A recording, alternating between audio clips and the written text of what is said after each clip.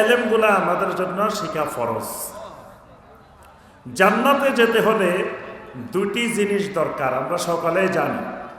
একটা হলো ঈমান আর একটা হলো আমলে সালেহ। আল্লাহ রাব্বুল আলামিন যত জায়গায় জান্নাতের কথা বলেছেন, সুসংবাদ দিয়েছেন, এই দুটি জিনিসের কথা বলেছেন। ওয়াবাশশিরিল্লাযীনা আমানু ওয়া আমিলুস সলিহাতি আন্না লাহুম জান্নাত। যারা ঈমান ওয়ালা এবং আমলে সালেহ যাদের মধ্যে আছে, আল্লাহ পাক নবী সাল্লাল্লাহু আলাইহি ওয়াসাল্লামকে বলছেন তাদেরকে আপনি জান্নাতের সুসংবাদ দিয়ে দেন। তাহলে জান্নাতে যাওয়ার জন্য ঈমান দরকার, আমলে সালেহ দরকার। এই ঈমান, যে ঈমান জান্নাতে নিয়ে যাবে, এই ঈমান শুধুমাত্র ঈমানের দাবিদার হলে জান্নাতে নেবে না। এই ঈমানটা হতে হবে কুফর মুক্ত, শিরিক মুক্ত, নেফাক মুক্ত, বেদাত মুক্ত, বিশুদ্ধ ঈমান। এজন্য সবার আগে যে এলেমটা ফরজ, সেটি হলো ঈমানের এলেম ফরজ। আমলের আগে ঈমান, আর ঈমানের এলেম সবার আগে একজন মুসলিমের উপরে জানা বুঝা ফরজ। আল্লাহ রাব্বুল আলামিন এই কারণে সূরা মুহাম্মাদের 19 নম্বর আয়াতে কারিমায় বলছেন, ফাআলাম আন্নাহু লা ইলাহা ইল্লাল্লাহ, যে তোমরা এলেম শিখো, জানো, বুঝো কিসের? লা ইলাহা ইল্লাল্লাহ, অর্থাৎ তাওহীদের, ঈমানের এলেম শিখো। ঈমানের এলেম সবার জন্য ফরজে আইন।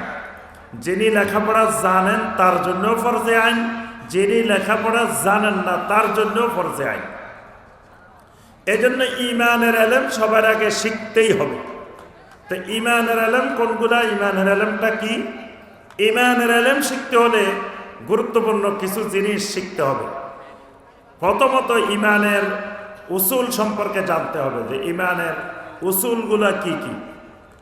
এরপরে ঈমান কিভাবে ভেঙে যায়, ঈমান কিভাবে নষ্ট হয়ে যায়, কিভাবে ঈমান ভঙ্গের যে কারণগুলো, এইগুলো শিখতে হবে, জানতে হবে, বুঝতে হবে। ঠিক একইভাবে আমাকে জানতে হবে আমি যে কালেমা পড়ছি লা ইলাহা ইল্লাল্লাহ, তাওহীদের কালেমার শর্তগুলো কি কি।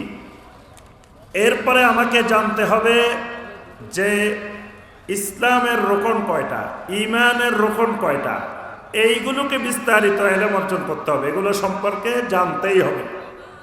এরপরে ঈমান বিধ্বংসী কুফর সম্পর্কে জানতে হবে, শিরিক সম্পর্কে জানতে হবে। আবার ঈমানের মূল যে বিষয়টা তাওহীদ, সে তাওহীদ সম্পর্কে জানতে হবে। আবার ঈমান সম্পর্কে জানলাম কিন্তু তাগুত চিনলাম না। ঈমান জানার সাথে, তাওহীদ জানার সাথে তাগুত চিনা, তাগুত সম্পর্কে জ্ঞান অর্জন করা, এটাও জরুরি। কারণ যত নবী রাসূল পৃথিবীতে এসেছেন, সমস্ত আম্বিয়া আলাইহিমুস সালাম পৃথিবীর মানুষকে যে দাওয়াত দিয়েছেন, দাওয়াতের মূল বিষয়বস্তু ছিল সূরা নাহলের 36 নম্বর আয়াতে আল্লাহ পাক বলছেন, লাকাদ বাআসনা ফি কুল্লি উম্মাতির রাসূলান আন ইবুদুল্লাহা ওয়াজতানিবুত তাগুত। সমস্ত নবী রাসূলেরা পৃথিবীর মানুষকে দাওয়াত দিয়েছেন আন ইবুদুল্লাহ, একমাত্র আল্লাহ রাব্বুল আলামিনের দাসত্ব করো, আর ওয়াজতানিবুত তাগুত, তাগুতকে পরিহার করো, তাগুত থেকে দূরে থাকো, তাগুত ছাড়ো। এখন দেখা যায় ঈমানদার কিন্তু তাগুত চিনে না। অনেক সময় নিজেই তাগুত হয়ে বসে আছে, অনেক সময় তাগুতের সহযোগী হয়ে, তাগুতের গোলাম হয়ে বসে আছে, কিন্তু সে তাগুতে চিনে নেই। তাহলে একজন ঈমানদারের জন্য তাগুত সম্পর্কে এলেম অর্জন করা, এটাও ফরজ। তাহলে যে বিষয়গুলো বললাম, এগুলো হলো ঈমানের এলেম। ঈমানের এলেম সম্পর্কে এগুলো মৌলিক বিষয়গুলো জানতেই হবে। এরপরে আসেন আমলের এলেম। আমলের এলেমও জানতে হবে। যেই আমলটা ফরজ, সেই আমলটার এলেমও ফরজ। যখন কারো উপরে সলাৎ ফরজ হয়ে যায়, সলাৎ সম্পর্কে তার এলেমও ফরজ হয়ে যায়। যখন কারো উপরে ওযু ফরজ হয়, গোসল ফরজ হয়, ওযু এবং গোসলের বিধিবিধান, হুকুম আহকাম জানা, এলেম শিখো তার জন্য ফরজ। যখন কারো উপরে হজ ফরজ হয়, তখন হজের এলেমও তার উপরে ফরজ হয়ে যায়। কারণ এলেমবিহীন কোনো আমল করলে সেই আমলটা বাতিল হয়ে যায়।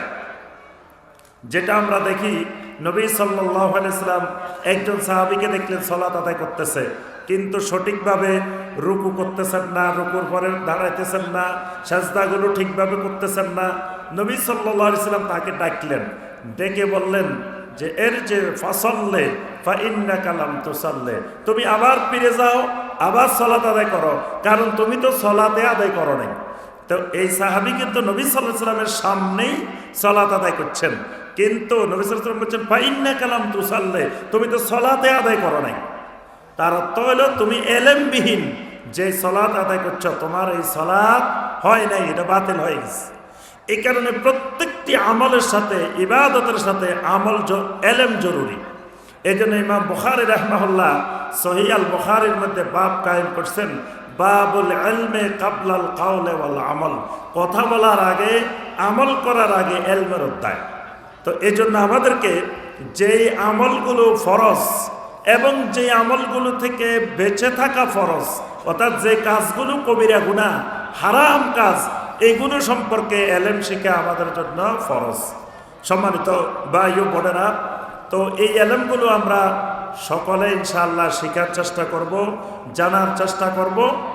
আর এই আগামী বছর এই পূর্বাচল জিকে একাডেমির সম্মেলন পর্যন্ত আমরা এই বিশেষ করে ইমানের এলেমগুলো ভালোভাবে শেখার চেষ্টা করব। কারণ এই দুদিনের আপনারা আলোচনার মধ্যে দেখেছেন আমাদের সম্মানিত মাশায়েখরা কিভাবে ইমানের এলেমগুলো নিয়ে আলোচনা করেছেন, যেটা বাংলাদেশের অন্যান্য সম্মেলনে খুব কম পাওয়া যায়। যেটা সালাফি মানহাজের সম্মেলনগুলোতে দেখবেন শুধুমাত্র কোরআনে কারিম এবং সহিহ হাদিস দিয়ে আলোচনা হয়। এখানে কোনো কিচ্ছা কাহিনী, গল্প গুজব এই জাতীয় কোনো কিছু এখানে সম্মেলনে হয় নাই। প্রকৃত এলমি আলোচনা এই মানহাজের সম্মেলনগুলোতে হয়। সুতরাং আমাদেরকে এখান থেকে শপথ নিতে হবে যে আগামী 1 বছর ঈমান সংক্রান্ত বিষয়গুলো নিয়ে ইনশাআল্লাহ লেখাপড়া করব এবং ঈমানের তাওহীদের একজন দায়ী হয়ে যাব ইনশাআল্লাহ।